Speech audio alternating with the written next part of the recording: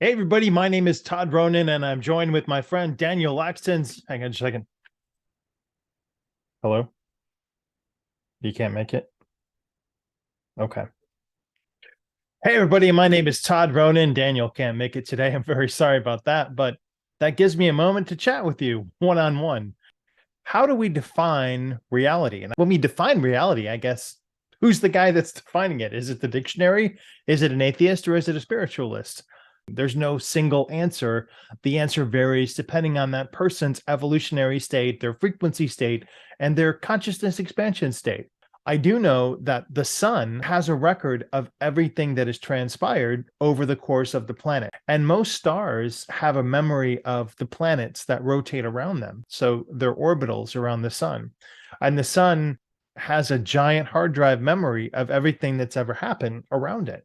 And if you can access the sun, when you try to remote view the sun, it'll kick you out. But when you try to meditate on the sun, you need to ask permission to get to it, permission to go into it, permission to interact with it. And you can start to learn more about those records, and you can start to learn more about the memories that the sun has and that it carries. And then there's this idea of the multiverse.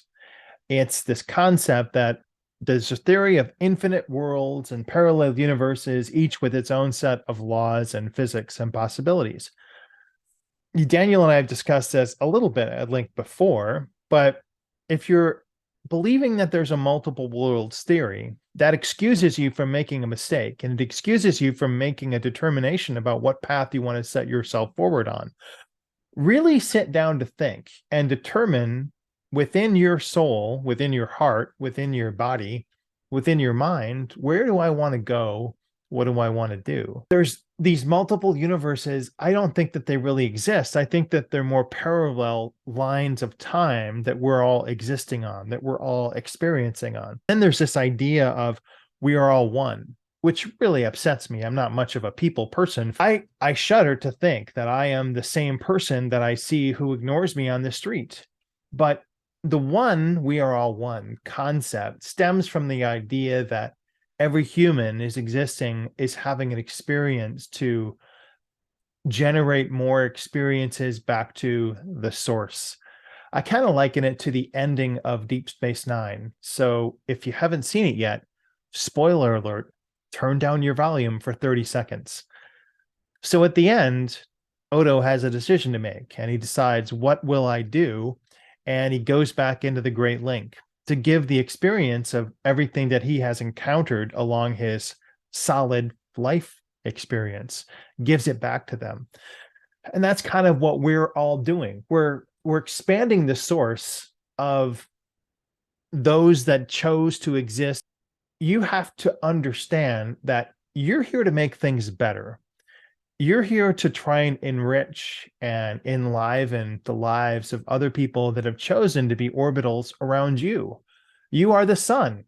People around you are the planets. And it's your job to illuminate them. And it's your job to let them see what it is that they can become of themselves. And you can then enrich the greater whole of the galaxy or the solar system or the planets or the people.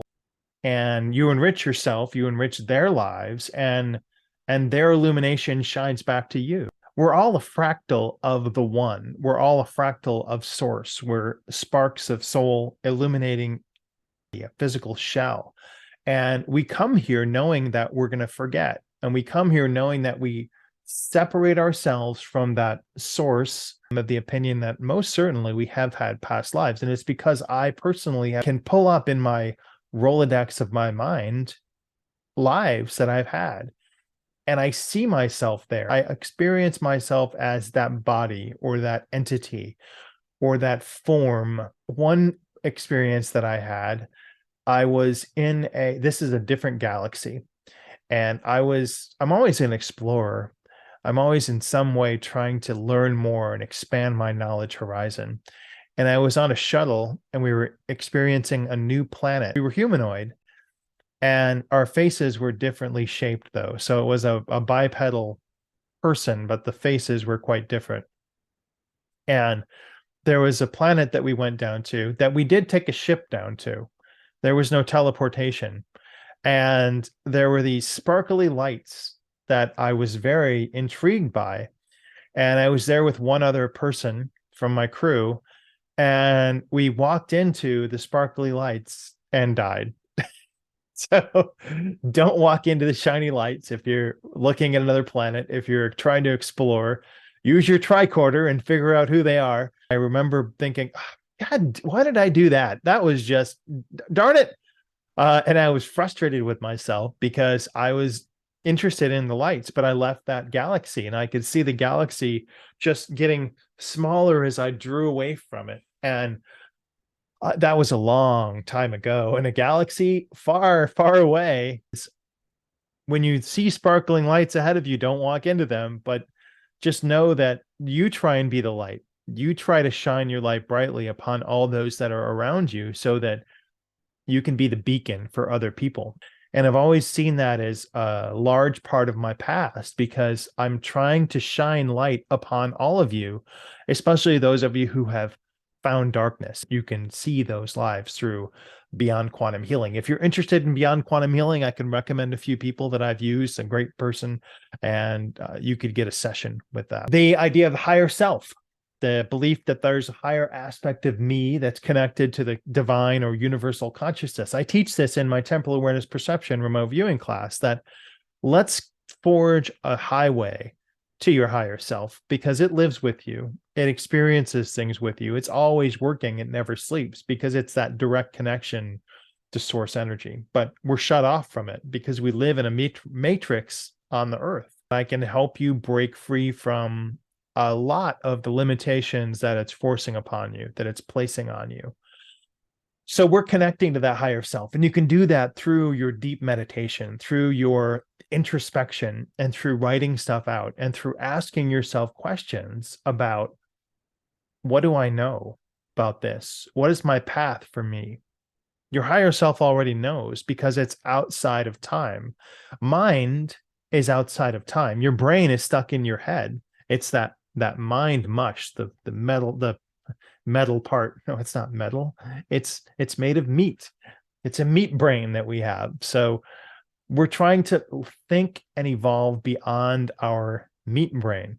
And we're trying to live in our mind, our higher mind, which exists up here above our head, outside of time, in the higher realm, in the higher frequency, in the higher dimension. How to unthink with your meat brain and rethink with your higher mind. I like to do all my remote viewing and Temple Awareness Perception remote viewing classes and targets blind as well. I've done remote viewing sessions on people where the only thing I knew was the target's a person, and I could get higher level data from that person. I would get like data that is not even in the Wikipedia biography on the person, but you need to search deep. The Merkaba.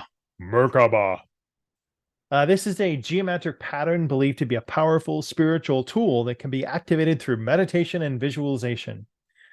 One of my friends, John Vivanco, has remote viewed several Merkabas that are operated and run by different extraterrestrial species out at ECETI Ranch to create their own mental construct of a Merkaba. I can see them now, in fact.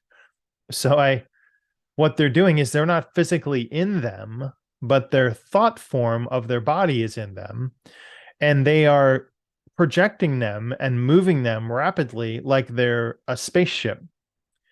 And so if you were to view this with your physical eyes, you might see, oh, here we got a spaceship coming right at me. But no, it's a thought form. These entities, these ETs, have created this to, I don't know, mess with the general population, to make them see something, but they get something out of it too. They go there to think, they go there to develop a connection, forge a connection to their higher mind. And you can develop this skill as well. Let's talk more about that another time. But the Merkaba I haven't asked about. Well, your soul force is what's moving in an astral projection experience. You might witness a body, you might witness an orb, but a soul force of you is there. Now, what disappeared when I went to the sparkly lights? My soul force. My body evaporated. Well, it just died. I think, I don't remember. I was gone out of it so quickly, but it ceased to be, and my orbness was dissociated from my physical body, and I left that galaxy. I didn't linger. Well, you can get yourself uh, a percentage of your attention into your orbness and still maintain an association with your physical body. And that's what the astral projection experience truly is. So if you're, I know people are really interested in OBEs and astral projection, and I don't teach that, but I do have techniques that I can share with you in later videos about how to successfully transfer an awareness into your orbiness and see what's at a distant location. So some of the exercises that you can do to keep a journal of your perceptions, and you can do this as a blog, you can do this as a document file, you can do this as a notepad file on your desktop, but just label things as reality and the date, and input your musings. Hell, you can even use your phone and record something. I used to use a micro cassette recorder, and I should probably take the batteries out of that now. We've all got recording devices. What did you observe today that made you think you enlightened someone? There's so many input signals that we're all juggling right now that we forget we're on a path. We're on a path to enlighten people. We're on a path to enliven the lives of other people. We're on a path to shine. So meditate. When I meditate, I feel so much better. I get so much insight. And I have a lot of meditations that I do. Maybe I'll start recording some and posting them up on my channel, knowing that you can get deeper within yourself. And the deeper within yourself you go, the bigger it is. It's kind of like the analogy of the TARDIS. It's bigger on the inside, and so are you. Your soul, it's bigger on the inside. Practice your visualization techniques. So imagine a box and imagine what you desire, filling that box and overflowing with that box, and see that and feel that and smell that and taste that. And then put that out into the universe and tell the universe and your higher mind that you want that. And it should manifest for you. Make something realistic so that you can see it come and you're not disappointed when you don't get your billion-dollar box. Question yourself and spend time questioning your assumptions about reality and your assumptions about why you're in your present situation. What got me here? What decisions did I make?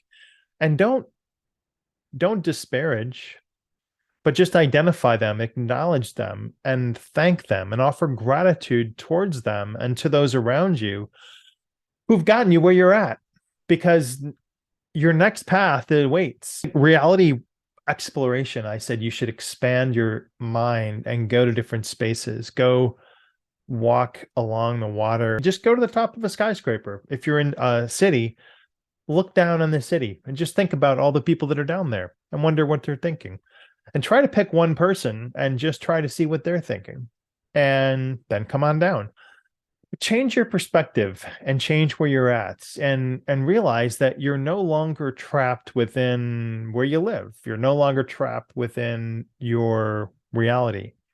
You can change it. You can get a different view, and that's going to help you realize that you can forge your own path to a new highway. Experiment with different reality altering techniques. Daniel and I are going to work on posting some of these. I don't recommend using any psychedelics or anything for mind altering techniques.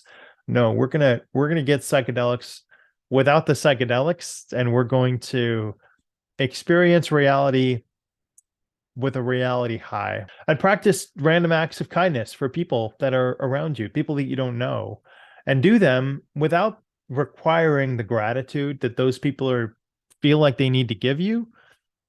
Anonymous random acts of kindness so that you can feel what that feels like. And you don't want the praise.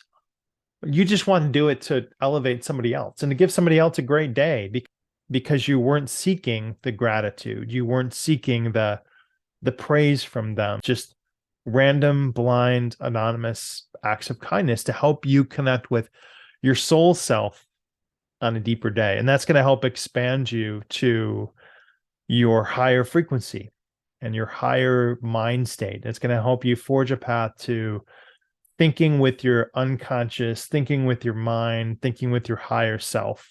I just wanted to share these things with you because it was important that you understood my take on reality. It was important that you understood where I'm coming from when I build my reality school, when I build my reality ideas. So, you have any questions? I'm happy to answer them. Remote viewing Temporal Awareness Perception starts April 18th. If you're interested, email remote view it or follow me, remoteviewit@gmail.com, at Reality Forecast on YouTube, and remoteviewit@gmail.com. Thanks very much, everybody.